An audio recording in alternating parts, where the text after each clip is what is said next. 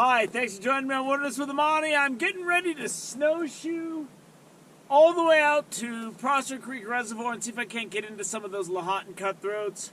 I'm just bringing my regular tackle, no ice fishing stuff, because I was just here 24 hours ago. I snowshoed all the way out there with my ice fishing auger, all this stuff strapped to my back, got out there and there was no ice. I mean, it was a gamble. I heard there was like 5 inches of ice on the lake a few weeks ago, and I figured with all the late winter weather we've been getting, it might be good.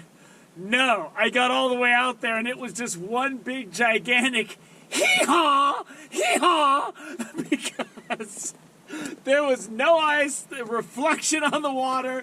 I came all the way back and it was a bummer. I went back to the California truckie and it was on fire. I got 3 big browns in the net in a few hours. So, it ain't close. This is far. There's a high wind advisory, so it's gonna get really windy out there.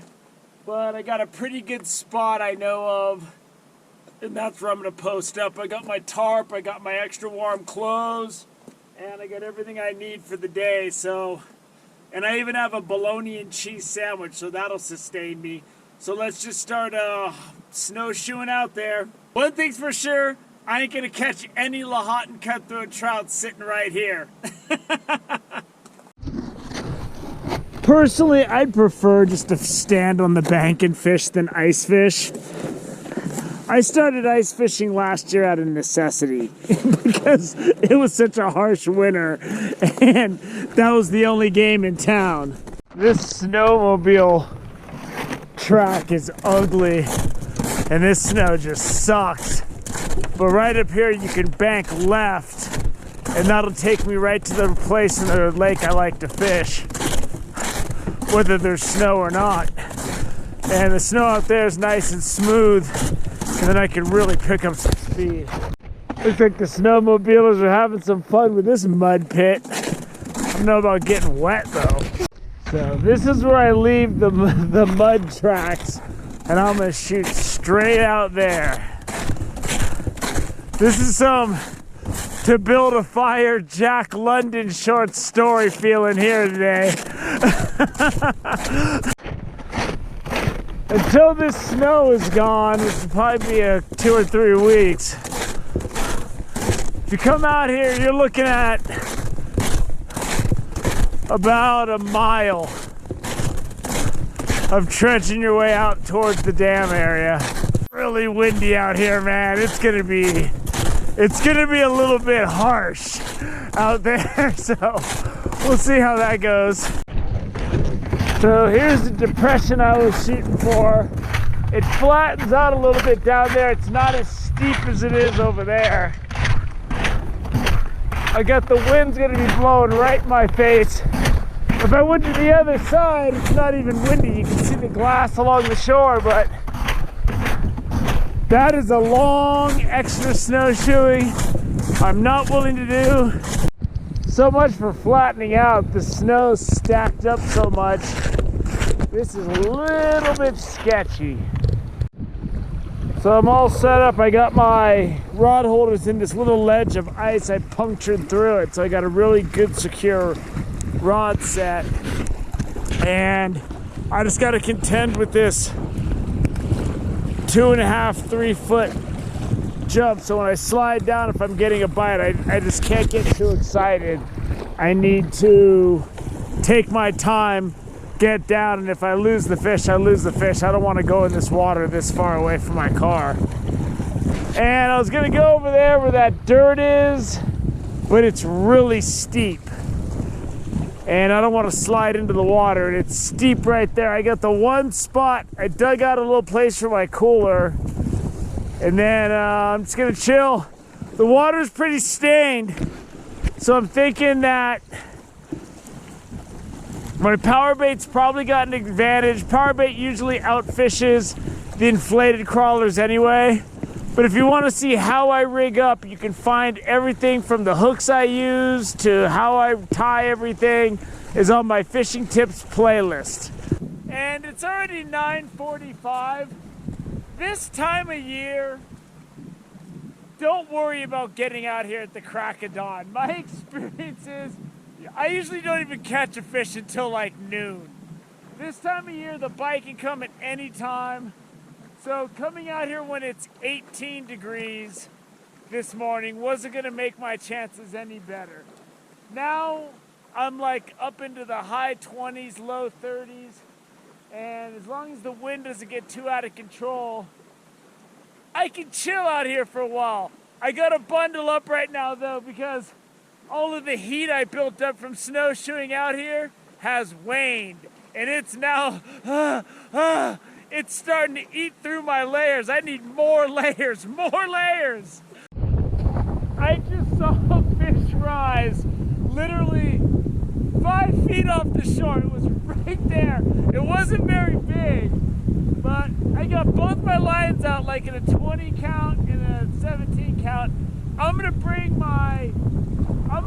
both my baits in a lot tighter, and I want to get one in about a 10 count, and then I'm gonna put one right where I cannot see the bait anymore, because of the fish this time of year can be 2 feet off the bank. It's so cold. So I'm gonna make an adjustment based on seeing one thing. I'm gonna change everything I'm doing. So let's see if it works out.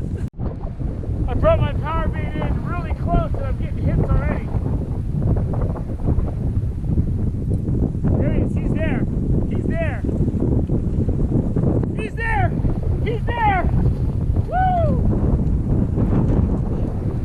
Oh, nice. I brought it in just like 10 feet off the bank and right away.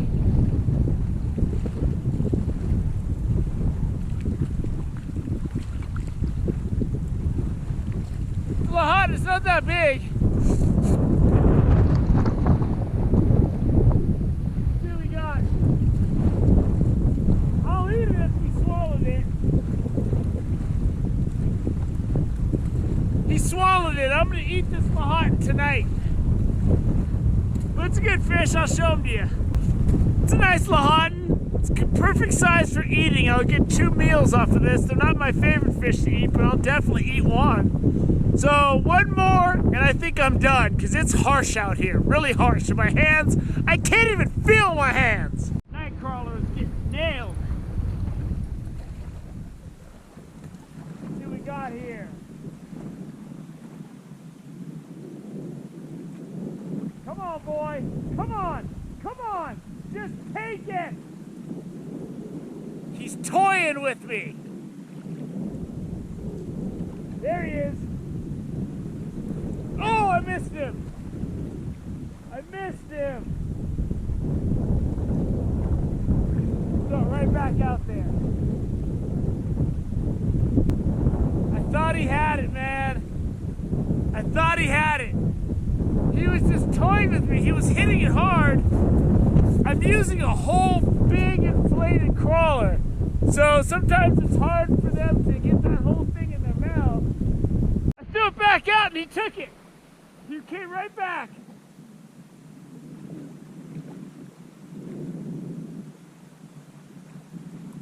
There he is.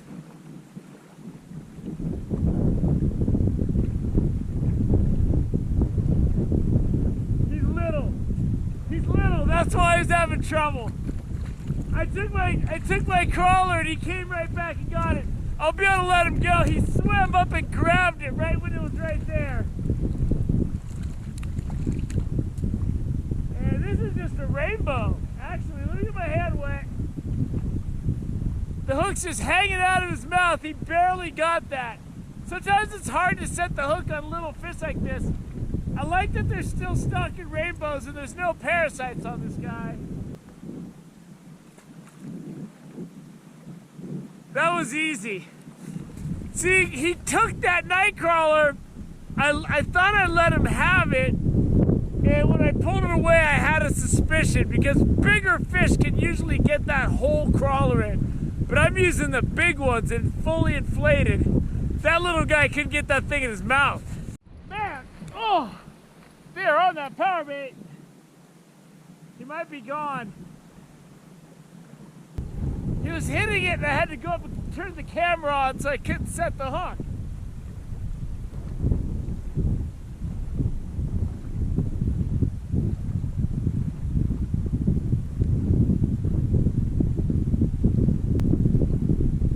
He gave up on it.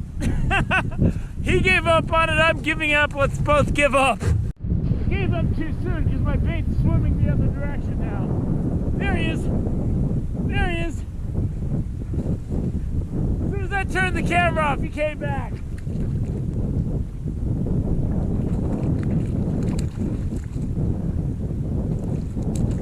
Woo! It's another Lahontan.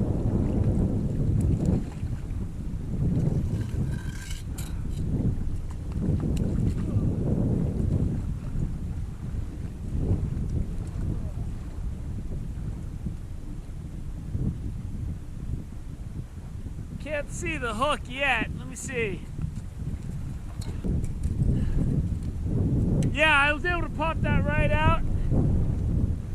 I want to show you really quick. That's how you see the cutthroat. You see that orange bands under his gills? And that shows he's a cutty. But that little treble hook was right there, so let's get him back in. Ooh. Oh, he's swimming. He just swam back up on shore. There he goes. I put him in and he shot on shore and shot back out. So I'm going to throw this 1/16 ounce tube jig for a little bit before I go. Even though I've only been here probably for less than an hour. I don't know how long I want to stand out in this wind. I'm going to fish this water like within 10 feet of shore. Because it's really windy. I don't want a huge bow in my line. I just want to see if I can get something that's swimming by close. So I'm going to fish it fast. Because if you cast this way out there, there's just going to be a huge bow in your line. It's really hard to detect strikes. But if I keep it close, and I know this fish in close because I've seen there. I mean, that's where I'm catching them, right up where you can't see the bottom. So we'll see if I can get something to come in and grab this thing. So how I decided I'm going to do this is I'm going to cast diagonally so I have more time in the water, and then I'm going to keep it 10 to 15 feet off the shore. And we'll just see if we can get something swimming around.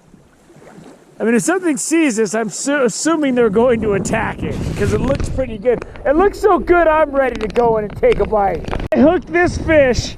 I'll show you where I hooked this fish. I mean, I was casting right on the bank. I mean, right on the bank. And it's a Lahontan. So here's that fish. Let me get my hand wet. Getting your hand wet out here is not fun. There he is. Nice Lahontan. And I'll show you where that fish hit the jig. So, that fish hit my jig when it was right about here, right there. I mean, he was right on the shore. And I made that cast like I'm pretty much just throwing it right along the bank. The fish are just in so tight because it's so cold, and this wind is blowing all the food right up against this bank. I'm gonna come back out here with my fly rod because this could be really good fly fishing this time of year when the fish are just right on the bank. And I saw the fish hit it. My jig got right there and he just swam up and nailed it. So that's a nice 15-inch Lahontan. Sure, it's got some really nice pink meat. A good size for eating.